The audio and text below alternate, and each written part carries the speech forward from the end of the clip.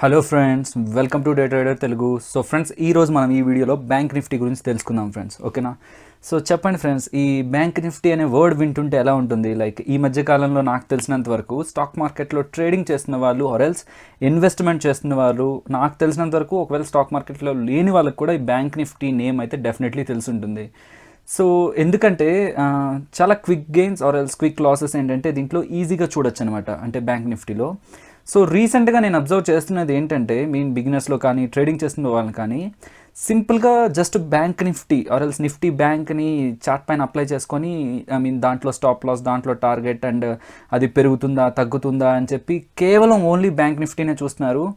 So bank Nifty అనేది ఒక individual ఒక అసెట్టో లేకపోతే ఒక ఇండివిజువల్ స్టాకో కాదు ఫ్రెండ్స్. ఓకేనా? సో అదొక index comprising of 12 banking sector stocks అనమాట. సో ఈ వీడియోలో మనం కంప్లీట్గా అసలు బ్యాంక్ నిఫ్టీ అంటే ఏంటి, అసలు దాంట్లో ఏముంటాయి అండ్ ఎలా పెరుగుతుంది అండ్ టోటల్ కోర్ కీ కాన్సెప్ట్స్తో పాటు బ్యాంక్ నిఫ్టీ టోటల్ అనాలిసిస్ చేద్దాం ఫ్రెండ్స్. ఓకేనా? సో ఇది ఎందుకు తెలియాలి? ఓకే, ఇఫ్ ఫైన్ ఈ వీడియో నేను లాస్ట్ వరకు ఎందుకు చూడాలి? సో దీంట్లో మీరు ఏమైనా బ్యాంక్ నిఫ్టీ స్ట్రాటజీ చెప్తారా, సో ప్రాఫిట్ వచ్చేది ఏదైనా చెప్తారా అంటే లేదు ఫ్రెండ్స్. బట్ బేసిక్ తెలియకుండా మనం దేంట్లో వర్క్ చేసినా సరే ఏదో ఒక పాయింట్లో మీ దగ్గర ఎంత బెస్ట్ స్ట్రాటజీ ఉన్నా సరే మీరు ఫెయిల్ అవుతారు. సో అది ఎందుకనేది ఈ వీడియో కంప్లీట్గా చూస్తే మీకు అది అర్థమవుతుంది. ఓకేనా?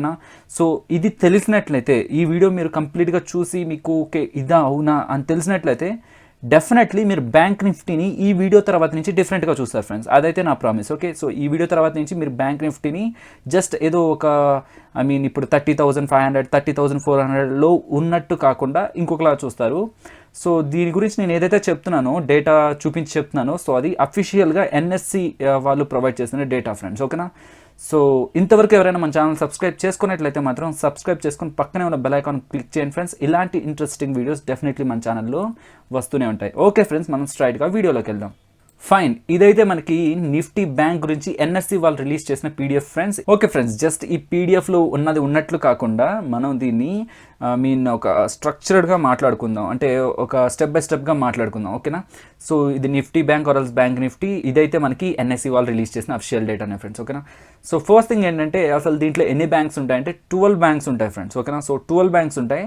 సో ఆ 12 బ్యాంక్స్ ఒక వెయిటేజ్ ఎలా ఉంటుందంటే, వెయిటేజ్ అంటే ఫ్రెండ్స్ సపోజ్ బ్యాంక్ నిఫ్టీని 100% అనుకుంటే, so first bank important bank and ఆ బ్యాంకే friends most of the bank Nifty మూమెంట్స్ని డిసైడ్ చేసే బ్యాంక్. సో ఆ bank HDFC bank.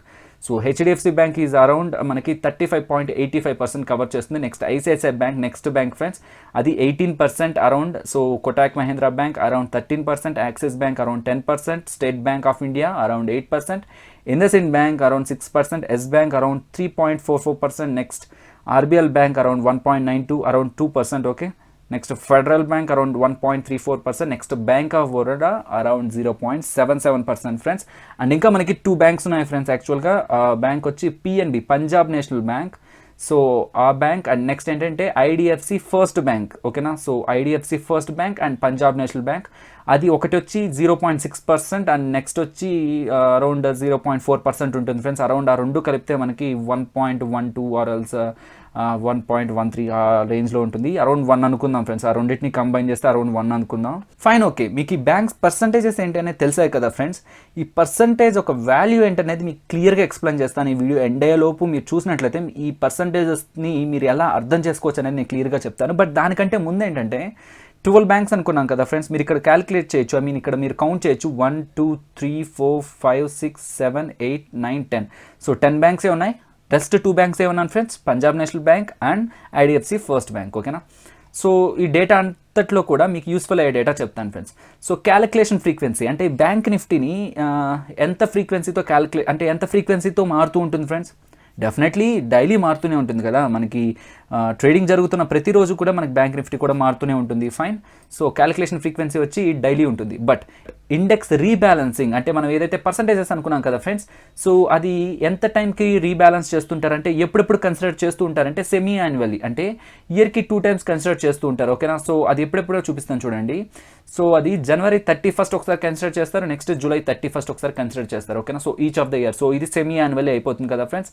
So index is rebalanced on semi annual basis. The cut off date is January 31st and July 31st of each year. Okay, so మనకి ఇవేవైతే ఉన్నాయో వాటిని 2 times per year ఏంటంటే rebalance చేసుకుంటూ ఉంటారు. Okay, so అందరికీ ఒక question రావచ్చు ఫ్రెండ్స్, ఎందుకు ఈ 12 బ్యాంక్సే ఏంటి, ఇంకేం బ్యాంక్స్ లేవా? సో చాలా బ్యాంక్స్ ఉన్నాయి ఇండియాలో ఇవే కాకుండా మనకి, బట్ అవేవి కావా, ఓన్లీ ఈ బ్యాంక్సేనా, ఎందుకు ఈ బ్యాంక్స్కి ఉన్న స్పెషాలిటీ ఏంటి అంటే అది డెఫినెట్లీ మనం మాట్లాడుకోవాలి. సో దాని గురించి తెలియాలంటే దానికి ముందు ఒక వర్డ్ గురించి తెలియాలి friends, free float market capitalisation. Okay, free float market capitalisation అంటే కంపెనీ పెట్టాక షేర్స్ ఎన్నైతే రిలీజ్ అయింటాయో ఆ షేర్స్లోంచి లాక్ అయిన షేర్స్ని తీసేయడం ఫ్రెండ్స్. ఓకేనా, సో లాక్ అయిన షేర్స్ అంటే మీనింగ్ ఏంటి? సో లాక్ అయిన షేర్స్ అంటే ఏంటంటే ఏ షేర్స్ అయితే ట్రేడింగ్కి అవైలబుల్గా ఉండవో అవి లాక్ అయిన షేర్స్ అనుకుంటాం. ఓకేనా, సో ఎన్ని షేర్స్ అయితే ఒక కంపెనీ ఇష్యూ చేస్తుందో సో దాంట్లోంచి లాక్ అయిపోయిన షేర్స్ని తీసేయడం. సో ట్రేడింగ్కి అవైలబుల్గా లేని స్టాక్స్ ఎవరి దగ్గర ఉంటాయి ఫ్రెండ్స్? గవర్నమెంట్ దగ్గర ఉండొచ్చు. ఓకేనా, సో ప్రమోటర్స్ దగ్గర ఉండొచ్చు, లేదంటే ఇన్సైడర్స్ దగ్గర ఉండొచ్చు. ఎగ్జాంపుల్ మాట్లాడుకుంటే చాలా మనకి ఇన్సూరెన్స్ కంపెనీస్ కానీ వేరే లైక్ ఎల్ఐసి కానీ అవి కూడా స్టేక్స్ కొంటూ ఉంటుంది ఫ్రెండ్స్ కంపెనీస్లో. సో అవి ఏంటంటే ట్రేడింగ్కి అవైలబుల్గా ఉంటాయా? లేదు కదా, సో అవన్నీ లాక్ అయిపోయి ఉంటాయి. లేదంటే ఇప్పుడు మీకు పబ్లిక్ సెక్టర్ బ్యాంక్స్ తీసుకోండి ఫ్రెండ్స్, లైక్ ఎస్బీఐ కానీ లేకపోతే ఇంకేదైనా బ్యాంక్స్ తీసుకోండి. సో దాంట్లో కూడా సమ్ % ఆఫ్ స్టేక్ ఏంటంటే గవర్నమెంట్ దగ్గరే ఉంటుంది. సో అవి ట్రేడింగ్కి అవైలబుల్గా ఉంటాయి, ఆ స్టాక్స్ అనేవి లేదు కదా. సో టోటల్ నెంబర్ ఆఫ్ షేర్స్లోంచి మనం లాక్ అయిపోయిన షేర్స్ అంటే ఇలా లాక్ అయిపోయిన షేర్స్ని తీసేస్తే మనకి రెడీగా మార్కెట్లో ట్రేడ్ అవ్వడానికి అవైలబుల్గా ఉన్న స్టాక్స్ ఉంటాయి కదా, సో అది మనకి ఫ్రీ ఫ్లోట్ మార్కెట్ క్యాపిటలైజేషన్. ఓకేనా, సో ఎన్ని షేర్స్ అయితే మనకి మార్కెట్లో అవైలబుల్గా ఉంటాయో దాన్ని ఒక షేర్ ఒక ప్రెసెంట్ కరెంట్ మార్కెట్ ప్రైస్తో మల్టిప్లై చేస్తే ఏదైతే మనకి డబ్బులు వస్తుందో దాన్ని మనం ఫ్రీ ఫ్లోట్ మార్కెట్ క్యాపిటలైజేషన్ అంటాం. సో ఈ బేసిస్ మీద ఈ స్టాక్స్ని సెలెక్ట్ చేస్తారు. ఓకేనా, సో ఇదేంటంటే ఫ్రెండ్స్, బట్ మీరు గమనిస్తే ఖచ్చితంగా ఈ ప్రైస్ రిటర్న్ కంటే టోటల్ రిటర్న్ అనేది ఎక్కువగా ఉంటుంది ఫ్రెండ్స్. గమనించారా? ఎందుకంటే 1.3 ఇక్కడ మ్యాచ్ అయిపోయింది, నెక్స్ట్ 6.7, ఇక్కడ 7.14, నెక్స్ట్ ఇక్కడ 20, ఇక్కడ 20.89, నెక్స్ట్ ఇక్కడ 18.71, నెక్స్ట్ 20.52. ఎందుకు ఈ డిఫరెన్స్ అంటే టోటల్ రిటర్న్లో ఏం యాడ్ అవుతుందంటే చెప్పండి ఫ్రెండ్స్, డివిడెండ్ ఇస్తే ఏమవుతుంది ఫ్రెండ్స్? స్టాక్ అనేది సపోజ్ 200లో ఉన్న స్టాక్ అనేది డివిడెండ్ 10 రూపీస్ ఇస్తే, ఓకేనా, డివిడెండ్ ఇచ్చేసాక ఎంతలోకి వస్తుంది? 200లో ఉన్న స్టాక్ 190కి వస్తుంది. ఓకే, సో ఆ 10 రూపీస్ ఎక్కడికి పోయింది? ఖచ్చితంగా ఇన్వెస్టర్స్కి వెళ్ళింది. సో ఆ 10 రూపీస్ ఎక్కడ లాస్ అవ్వలేదు, అంటే దాంట్లో ఇన్వెస్ట్ చేసిన వాళ్ళు 10 రూపీస్ లాస్ అవ్వలేదు, 10 రూపీస్ వాళ్ళ అకౌంట్స్లోకి వచ్చి పడిపోతాయి. సో అలాగే దీంట్లో ఉన్న కంపెనీస్ ఉన్నాయి కదా, సో దీంట్లో ఉన్న కంపెనీస్ కూడా డివిడెండ్స్ ఇస్తూ ఉంటాయి కదా. సో డివిడెండ్స్ ఇవ్వడం వల్ల సపోజ్ హెచ్డిఎఫ్సి బ్యాంక్ అనుకుందాం, సపోజ్ హెచ్డిఎఫ్సి బ్యాంక్ అనేది సమ్ % డివిడెండ్ ఇచ్చింది. సో ఆ డివిడెండ్ వల్ల హెచ్డిఎఫ్సి బ్యాంక్ పడింది. సో డెఫినెట్లీ 35% ఉంది కాబట్టి హెచ్డిఎఫ్సి పడితే బ్యాంక్ నిఫ్టీ కూడా పడుతుంది. అంటే అసలు డివిడెండ్సే ఇవ్వకుండా ఈ కంపెనీస్ ఫస్ట్ నుంచి రన్ అయింటే ఎంత % ఉన్నది బ్యాంక్ నిఫ్టీ ఇప్పుడు అనేది చూపిస్తుంది. అలా కాకుండా డివిడెండ్స్ ఇచ్చాక కూడా ఇప్పుడు ప్రెసెంట్ ఎంత ఉంది. ఓకేనా, సో దీంట్లో ఏంటంటే అసలు డివిడెండే ఇవ్వకుండా ఫస్ట్ నుంచి అసలు ఏ బ్యాంక్ ఎంతలో ఉందో సో అంతలోంచే రన్ అవుతూ ఉంటే ఎంత వచ్చి ఉంటుంది. అలా కాకుండా డివిడెండ్స్ ఇచ్చినా సరే మనకి ఎంత % రిటర్న్ వచ్చింది అనేది ఇక్కడ క్లియర్గా తెలుస్తూ ఉంటుంది ఫ్రెండ్స్. ఓకేనా, పాస్ట్ 5 years డేటా తీసుకుంటే మీకు నిఫ్టీ అనేది అరౌండ్ మీకు 70% రిటర్న్ ఇస్తే మనకి బ్యాంక్ నిఫ్టీ అనేది 136% రిటర్న్ ఇచ్చింది. అరౌండ్ మనకి డబల్ ఉంటుంది ఫ్రెండ్స్. ఓకేనా, సో నిఫ్టీ కంటే కూడా బ్యాంక్ నిఫ్టీ అనేది మోస్ట్ పర్ఫార్మింగ్ ఇండెక్స్ అనమాట. ఓకేనా, సో మీకు ఏమేమి బ్యాంక్స్ ఉంటాయి అని తెలిసింది అండ్ దాంట్లో ఉన్న పర్సంటేజ్ తెలిసింది. అండ్ ఇవైతే 10 బ్యాంక్స్, ఇంకా rest of the 2 banks Punjab national bank, IDFC first bank. So next ఇది మనకి ఎప్పుడు స్టార్ట్ అయింది, so free float market capitalisation ద్వారా క్యాలిక్యులేట్ చేస్తారని తెలుసుకున్నాం, ప్రైస్ రిటర్న్, టోటల్ రిటర్న్ తెలుసుకున్నాం. సో ఇవన్నీ ఫండమెంటల్స్ ఫ్రెండ్స్, ఇవంతా పెద్ద ఇంపార్టెంట్ కాదు ఇప్పుడు ఈ విషయంలో. ఇక్కడ మీరు చూడొచ్చు ఫ్రెండ్స్, అరౌండ్ బ్యాంక్ నిఫ్టీ ఇక్కడ స్టార్ట్ అయితే మనకి ప్రెసెంట్ ఈ పాయింట్ వరకు వెళ్ళడం జరిగింది. ఓకేనా, సో ఇది క్లియర్గా ఇండికేట్ చేస్తుంది ఫ్రెండ్స్, మనకి స్టార్టింగ్ అరౌండ్ 2000 నుంచి ఏంటంటే ఇప్పటి వరకు ఒక బ్యాంకింగ్ సెక్టర్లో మనం ఇన్వెస్ట్ చేస్తుంటే మనకి ఇప్పుడు రిటర్న్ ఎంత వచ్చి ఉంటుంది అనేది. ఓకేనా, సో మీరు చూస్తే అసలు బ్యాంక్స్ మీద రీసెంట్ టైమ్స్లో కానీ ఎప్పుడైనా కానీ ఏదో ఒక నెగిటివ్ న్యూస్ ఉంటూనే ఉంటుంది ఫ్రెండ్స్. ఈ స్కామ్స్ అనో లేకపోతే ఇలా డబ్బులు తీసుకొని లోన్ కట్టకుండా వెళ్ళిపోయారనో, సో అన్ని న్యూస్లను కూడా బేర్ చేస్తూ అండ్ ఈ రిటర్న్ ఇచ్చిందంటే మాత్రం డెఫినెట్లీ కొంచెం అప్రిషియేట్ చేయాల్సిన విషయమే. సో నెక్స్ట్ ఏంటంటే ఇది ఇండెక్స్ మెథడాలజీ ఫ్రెండ్స్, అంటే ఈ ఇండెక్స్లో ఉండాల్సిన స్టాక్కి ఆర్ఎల్స్ ఇండెక్స్లో తీసుకున్న మనకి వెయిట్స్ ఉన్నాయి కదా, సో వాటికి ఉండాల్సిన మినిమం క్వాలిటీస్. ఓకేనా, సో ఫస్ట్ థింగ్ ఏంటంటే ఫ్రెండ్స్, ఆ కంపెనీ టాప్ 800లో ఉండాలి. సో దేని ప్రకారం 800 అంటే ఆ 800 దేని ప్రకారం క్యాలిక్యులేట్ చేసుకోవాలంటే రెండు చూడాలి ఫ్రెండ్స్. ఫస్ట్ థింగ్ ఏంటంటే యావరేజ్ డైలీ టర్న్ ఓవర్ చూడాలి. సో టర్న్ ఓవర్ అంటే తెలుసు కదా ఫ్రెండ్స్, పర్ డే ఆ స్టాక్లో ఎంత టర్న్ ఓవర్ జరిగింది అనేది. నెక్స్ట్ ఏంటంటే మార్కెట్ క్యాపిటలైజేషన్లో కూడా ఆ కంపెనీ అనేది మనకి యావరేజ్ డైలీ లెక్కను తీసుకుంటే కంపెనీ అనేది టాప్ 800లో ఉండాలి. సో సెకండ్ థింగ్ ఏంటంటే డెఫినెట్లీ బ్యాంకింగ్ సెక్టర్ ఉండాలి.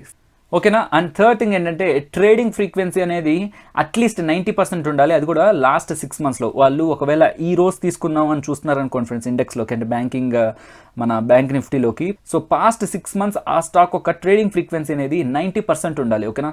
సో ఫోర్త్ థింగ్ ఏంటంటే కంపెనీ అనేది ఖచ్చితంగా 6 months అయినా లిస్ట్ అయి ఉండాలి ఫ్రెండ్స్. ఓకేనా. So company should have listing history of 6 months. అంటే ఏదో జస్ట్ 2 months బ్యాక్ లిస్ట్ అయిన కంపెనీని ఖచ్చితంగా దీంట్లోకి తీసుకోరు, అలా కాదు. ఒకవేళ ఐపీఓ ద్వారా కానీ ఒకవేళ స్టాక్ అనేది మనకి లిస్ట్ అయింటే అది 3 months ఒక పీరియడ్ని సాటిస్ఫై చేస్తే చాలు. ఓకేనా. సో నార్మల్గా అయితే 6 months. సో ఐపీఓ ద్వారా రిలీజ్ అంటే మనకి 3 months క్రైటీరియా ఫుల్ఫిల్ చేస్తే చాలు.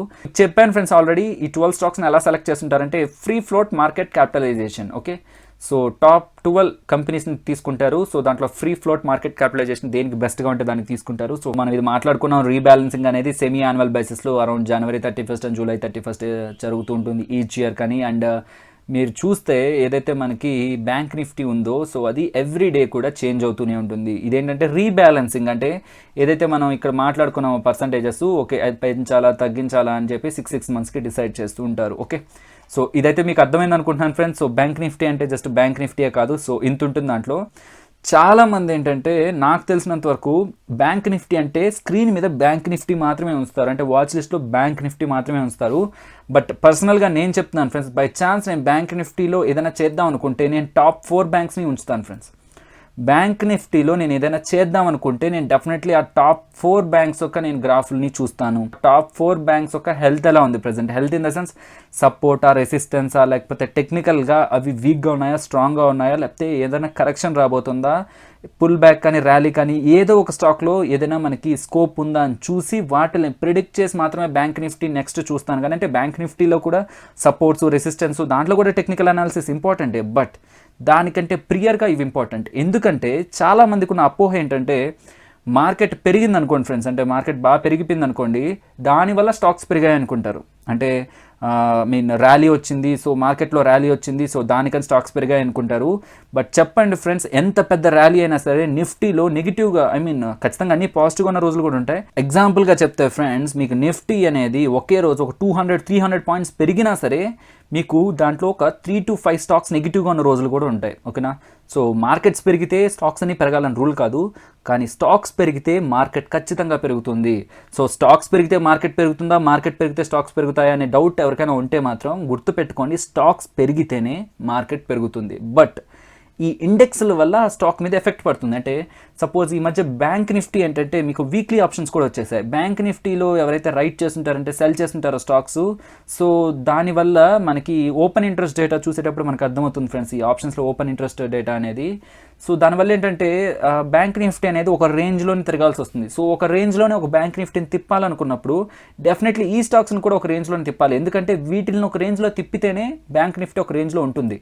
సో ఈ పర్సంటేజ్లు చెప్తున్నప్పుడు చాలా వరకు అరౌండ్ 90% ఏంటంటే ఓకే ఇవైతే జస్ట్ పర్సంటేజ్లు అనుకుంటారు, బట్ దీని ఇంపార్టెన్స్ కోసం నేను మీకు ఒక 3 ఎగ్జాంపుల్స్ ఇస్తాను ఫ్రెండ్స్. ఓకేనా. HDFC bank, ICICI bank, Kotak bank and axis bank. ఓకేనా. సో ఈ 4 బ్యాంక్స్ మీకు ఒక్కొక్కటి 3% పెరిగితే, అంటే ఒక్కొక్క స్టాక్ మీకు 3% పెరిగితే రెస్ట్ 8 బ్యాంక్స్ ఏమన్నాయో, ఇవి ఒక 6 బ్యాంక్స్, నెక్స్ట్ ఇంకోటి Punjab national and IDFC first bank అన్నాను కదా, ఒక్కొక్క బ్యాంకు 9% పడిపోయినా సరే మీకు ఫస్ట్ 4 బ్యాంక్స్ 3% పాజిటివ్లో ఉంటే మీకు బ్యాంక్ నిఫ్టీ పాజిటివ్లోనే ఉంటుంది. అర్థమైందా ఫ్రెండ్స్. ఫస్ట్ 4 బ్యాంక్స్ నీకు 3% పెరిగి నెక్స్ట్ 8 బ్యాంక్స్ అనేది 9% పడ్డా మీకు బ్యాంక్ నిఫ్టీ పాజిటివ్లోనే ఉంటుంది. ఓకే ఫస్ట్ 4 బ్యాంక్స్ కూడా నాకు అవసరం లేదు, ఫస్ట్ 2 బ్యాంక్స్, ఈ 2 బ్యాంక్స్ కూడా మీకు 4% పెరిగినట్లయితే, అంటే జస్ట్ ఈ 2 బ్యాంకులే మీకు 4% పెరిగి రెస్ట్ మీకున్న టోటల్ 10 బ్యాంక్స్ ఒక్కొక్కటి మీకు 4% పడిపోయినా సరే మీకు బ్యాంక్ నిఫ్టీ పాజిటివ్లోనే ఉంటుంది. ఓకేనా. అర్థమవుతుందా ఏ లాజిక్తో నేను ఇలా చెప్తున్నాను. మీరు చూస్తే ఈ 2 బ్యాంక్స్ని మీరు యాడ్ చేస్తేనే మీకు అరౌండ్ 50% పైగా మీకు వెయిటేజ్ వచ్చేస్తుంది. అంటే ఈ 2 బ్యాంక్స్ మీకు పెరిగితే చాలు, maximum rest of the banks నీకు న్యూట్రల్లో ఉన్నా, అరల్స్ మీకు కొంచెం పాజిటివ్గా ఉన్నా, అరల్స్ కొంచెం నెగిటివ్గా ఉన్నా కూడా బ్యాంక్ నిఫ్టీ అనేది డెఫినెట్గా పెరుగుతుంది. సో బ్యాంక్ నిఫ్టీ పెరుగుతుందా, సో బ్యాంక్ నిఫ్టీ తగ్గుతుందా అనే డౌట్ వచ్చినప్పుడు, అంటే ఆ థింకింగ్ వచ్చినప్పుడు మీరు ఫస్ట్ టెక్నికల్గా చూడాల్సింది బ్యాంక్ నిఫ్టీని కాదు, HDFC and ICICI bank. Okay fine, నాకు అసలు ఇవి నేను 2 బ్యాంక్స్ కూడా నేను చెక్ చేయాలనుకోవట్లేదు, నాకు ఒక్క బ్యాంక్ చెప్పండి అంటే మీరు just HDFC bank around 36%. So just ఈ ఒక్క బ్యాంక్ మీకు 2% పెరిగి, ఓకేనా, సో రెస్ట్ మిగిలిన మీకు 11 బ్యాంక్స్ కూడా ఒక్కొక్కటి 1% పడిపోయినా, అంటే మొత్తం ఒకే ఒక్క హెచ్డిఎఫ్సిని పక్కన పెట్టి, అంటే అది 2% పెరిగి రెస్ట్ మీకున్న 11 బ్యాంక్స్ కూడా ఒక్కొక్కటి 1% డౌన్ అయినా సరే మీకు బ్యాంక్ నిఫ్టీ పాజిటివ్లోనే ఉంటుంది. సో మీకు ఎలా ఉంటుందంటే బ్యాంక్ ఆఫ్ బరోడా మీకు ఇది మీకు 40% పెరిగినా సరే, అర్థమవుతుందా, అంటే మీకు ఇది 40% పెరిగినా ఇది మీకు 1% డౌన్ అయినా రెండు ఒకటే, ఓకేనా. అంటే దాని అర్థం బ్యాంక్ ఆఫ్ బరోడా మీకు 40% పెరిగి జస్ట్ మీకు హెచ్డిఎఫ్సి బ్యాంక్ 1% పడితే చాలు ఫ్రెండ్స్, అది దీన్ని మేనేజ్ చేస్తుంది, అంటే దీని వెయిట్ని అది మేనేజ్ చేస్తుంది. అంటే బ్యాంక్ ఆఫ్ బరోడా 40% పెరిగింది కదా, అది బ్యాంక్ నిఫ్టీలోనే ఉంది కదా, నాకు ఎందుకు పెరగట్లేదు బ్యాంక్ నిఫ్టీ అంటే బ్యాంక్ ఆఫ్ బరోడా వెయిటేజ్ ఎంత 0.77, బట్ హెచ్డిఎఫ్సి బ్యాంక్ వెయిటేజ్ ఎంత 35.85. సో ఇది అరౌండ్ మీకు 40% పెరిగినా ఇది మీకు 1% తగ్గినా రెండు ఈక్వల్ అయిపోతాయి. సో మీరు ఫోకస్ చేయాల్సిందంతా టాప్ 4 బ్యాంక్స్ని మాత్రమే. టాప్ 4నే మీరు యాడ్ చేస్తే అరౌండ్ మీకు 77% బ్యాంక్ నిఫ్టీ వెయిటేజ్ వచ్చేస్తుంది. అంటే మీరు నిద్రలో లేపడిగినా మీకు HDFC, ICICI, Kotak Mahindra, axis bank ఒక సపోర్ట్స్, రెసిస్టెన్స్ అండ్ వాటి ప్రీవియస్ సైకలాజికల్ వాల్యూస్ కానీ మీకు గుర్తుంటే మీకు బ్యాంక్ నిఫ్టీ అనేది మీ చేతిలో ఉన్నట్టే యాక్చువల్గా. అంటే సపోజ్ ఇప్పుడు హెచ్డిఎఫ్సి బ్యాంక్ టెక్నికల్గా వీక్గా ఉంది అండ్ రెసిస్టెన్స్ దగ్గర ఉంది and most of the chances అక్కడి నుంచి పడడానికి ఛాన్స్ ఉందంటే ఆటోమేటిక్గా బ్యాంక్ నిఫ్టీ అది ఎక్కడున్నా, ఒకవేళ అది ఎంత మంచి బులిష్ మూమెంట్లో ఉన్నా ఇక్కడ మీకు హెచ్డిఎఫ్సి బ్యాంక్ ఖచ్చితంగా పడుతుంది అని క్లారిటీ ఉంటే మాత్రం డెఫినెట్లీ అక్కడ బ్యాంక్ నిఫ్టీ కూడా పడడానికి మోస్ట్ ఆఫ్ ద రీజన్స్ ఉన్నాయి. ఆర్ ఎల్స్ మీకు అలా అంటే కొన్ని ఎక్సెప్షనల్ కేసెస్లో ఏంటంటే అంటే హెచ్డిఎఫ్సి బ్యాంక్ని కాదనుకొని, అంటే హెచ్డిఎఫ్సి బ్యాంక్ నెగిటివ్లో ఉన్న బ్యాంక్ నిఫ్టీ పాజిటివ్లో ఉండాలంటే రెస్ట్ అన్నీ కూడా చాలా కష్టపడాలి ఫ్రెండ్స్, ఓకేనా. సో చాలా చాలా చాలా చాలా కష్టపడితే కానీ పెరగదు. బట్ రెస్ట్ అన్నీ నెగిటివ్లోనే ఉన్నా మీకు హెచ్డిఎఫ్సి బ్యాంక్ ఒక్కటే నేను బ్యాంక్ నిఫ్టీని తీసుకెళ్ళాలి అనుకొని హెచ్డిఎఫ్సి ఒక 5-6% పెరిగిపోతే ఇంకా ఎలా చెప్పాలంటే ఇంకా చాలా చాలా చాలా చాలా మైనర్ ఛాన్సెస్ ఉన్నాయి అంతే బ్యాంక్ నిఫ్టీ నెగిటివ్లోకి వెళ్ళడానికి. సో బ్యాంక్ నిఫ్టీ అంటే ఇవన్నీ ఉంటాయి, ఓకే ఫైన్, ఇవన్నీ టెక్నికల్గా చూసుకొని బ్యాంక్ నిఫ్టీలో ఎంటర్ అవ్వాలంటే మాకు అంత ఓపిక లేదనుకుంటే మాత్రం కనీసం మీరు టాప్ 4 బ్యాంక్స్ని చూడండి, ఓపిక్గా టాప్ 4 బ్యాంక్స్ని అనలైజ్ చేయండి. అంటే ఈరోజు మార్కెట్ క్లోజ్ అయిపోయింది, ఆ 4 బ్యాంక్స్ని అనలైజ్ చేయండి, అవి ఎక్కడ ఉంది. సో వాటికి ఇప్పుడు ప్రెజెంట్ టెక్నికల్ ఇండికేటర్స్ కానీ లేకపోతే మీకున్న సెటప్ కానీ వాటిని ఏమని చెప్తుందో చూడండి. సో వాటిని ఒకసారి నోట్ చేసుకోండి, ఓకే. సో ఒకవేళ మీకు ఈ 4 చూడాలని ఓపిక లేకపోతే టాప్ 2 మాత్రం కన్ఫామ్గా చూడండి. ఒకవేళ ఇంట్రాడేలో నాకు అంత టైం లేదు, నేను ఇమీడియట్గా వెళ్ళాలనుకుంటున్నానంటే హెచ్డిఎఫ్సి బ్యాంక్ని నెగ్లెక్ట్ చేసి మాత్రం వెళ్ళొద్దు, ఓకేనా. సో హెచ్డిఎఫ్సిని మాత్రం కన్ఫామ్గా చూడండి. అండ్ ఇలానే మీకు నిఫ్టీ గురించి కూడా అనాలిసిస్ కావాలనుకుంటే మన కామెంట్ సెక్షన్లో కామెంట్ చేయండి. అండ్ ఫ్రెండ్స్ ఈ వీడియో నచ్చినట్లయితే లైక్ చేయడం మర్చిపోద్దు. ఫ్రెండ్స్ ఈ వీడియో ఎవరైనా మన వాళ్ళు చూసినట్లయితే వాళ్ళకి యూజ్ అవుతుంది అనుకునే వాళ్ళకి, అంటే మన వాళ్ళందరికీ కూడా షేర్ చేయడానికి ట్రై చేయండి, ఏదో WhatsApp, Facebook, Telegram, okay. So maximum share చేయడానికి ట్రై చేయండి ఫ్రెండ్స్. అండ్ ఫైనల్గా ఏంటంటే మన ఛానల్ని ఎవరైనా సబ్స్క్రైబ్ చేసుకున్నట్లయితే మాత్రం సబ్స్క్రైబ్ చేసుకోండి. అండ్ సబ్స్క్రైబ్ చేసుకున్న పక్కనే బెల్ ఐకాన్ వస్తుంది ఫ్రెండ్స్, అది మాత్రం మర్చిపోకుండా క్లిక్ చేయండి. చేస్తే ఇలాంటి వీడియోస్ అన్ని మీకు నోటిఫికేషన్ ద్వారా రావడం జరుగుతూ ఉంటుంది. And friends finally next interesting వీడియోతో ఏంటంటే మీ ముందుకు వస్తాను. అంతవరకు take care friends. Finally stay tune to day trader Telugu. Thank you friends. Hello friends, ఈ వీడియో మీకు నచ్చినట్లయితే లైక్ చేయండి అండ్ షేర్ చేయండి. ఇంకా మన డే ట్రేడర్ తెలుగుని కానీ సబ్స్క్రైబ్ చేసుకున్నట్లయితే మాత్రం సబ్స్క్రైబ్ చేసుకొని బెల్ ఐకాన్ క్లిక్ చేయండి. మరిన్ని స్టాక్ మార్కెట్ గురించి యూస్ఫుల్ అప్డేట్స్తో మీ ముందు ఉంటాను. Thank you.